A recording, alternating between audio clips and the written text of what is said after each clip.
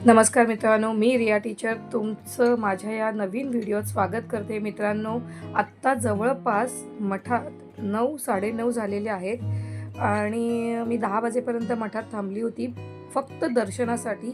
ते सुद्धा शांततात दर्शन मला घेता यावं म्हणून. पण मित्रांनो, तुम्ही बघू शकता की मठात तशीच गर्दी, तशीच वर्दळ आणि तसंच संपूर्ण राबता आत्ता 9:30-10 वाजतासुद्धा आहे मित्रांनो.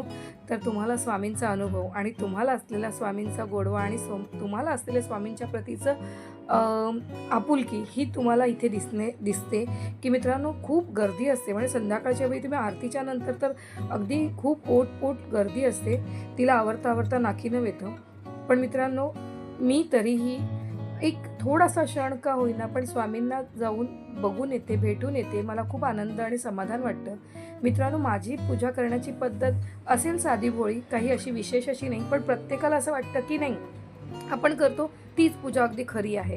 पण असं काही नाही आहे मित्रांनो. हे मला त्या करुणा त्रिपदी मी जेव्हा वाचलं, हे बघा, ही चिमुरडीसुद्धा जसं मोठ्यांचं अनुकरण करते. म्हणजे त्यांनी सगळ्यांनी जर स्वामींच्या इथे येताना नतमस्तक झाले तर हीही आली. म्हणजे हिलाही कळत नाही आहे की हिचं वय योग्य आहे का नतमस्तक व्हायचं. पण आपण जर चांगलं कृत्य आचरणात आणलं तर आपल्याबरोबर आपण 10 जणांना तितकंच चांगलं प्रतीने स्वामींच्याबद्दलचं प्रेम, गोडवा दाखवू शकतो आणि आपली संस्कृती आपण मेन म्हणजे जपू शकतो मित्रांनो. की मला ते खूप भावलं, मनाला आनंद दिला मला त्या छोट्या चिमुरड्याने. जसं म्हणजे मित्रांनो, मला थोडक्यात सांगायचं आहे की आपण आपल्या पुढच्या पिढीला छान आचरण आणि छान पायंडा रोवून देऊ शकतो की स्वामींच्या प्रतीचं आपलं असलेलं प्रेम किंवा आपल्या संस्कृतीत असलेल्या काही चांगल्या गोष्टीचा आपण नक्कीच अवलंबून करू शकतो आणि नवीन पिढीला घडवू शकतो मित्रांनो.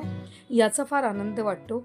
आणि मित्रांनो, तुम्हाला ज्या करुणा त्रिपदीबद्दल मी सांगत होती ती म्हणजे अशी: शांत हो श्री गुरुदत्ता, मम चित्ता शमवी आता, तू केवळ माता जनिता, सर्वता तू हितकर्ता, तू आत्मस्वजनता भ्राता, सर्वता तूची त्राता, भयकर्ता तू भयहर्ता, दंडहर्ता तू परिपाता, तुझ वाचुनी न तुझी वार्ता, तू आर्ता आश्रय दत्ता, शांत हो श्री गुरुदत्ता, मम चित्ता शमवी आता.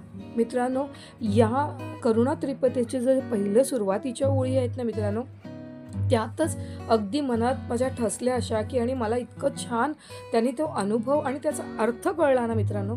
आणि तसंच एक शेवटची त्याची एक स्टॅन्झा आहे, तो सुद्धा मला खूप खूप आवडतो. म्हणजे खरोखर ज्याला कळेल ना की करुणा त्रिपदीचा अर्थ मार्मिक काय आहे, तर तो खरोखरच इथे स्वामींच्या ठिकाणी किंवा दत्तगुरूंच्या चरणी आपलं नतमस्तकच होईल. अवधूत चिंतन श्री गुरुदेव.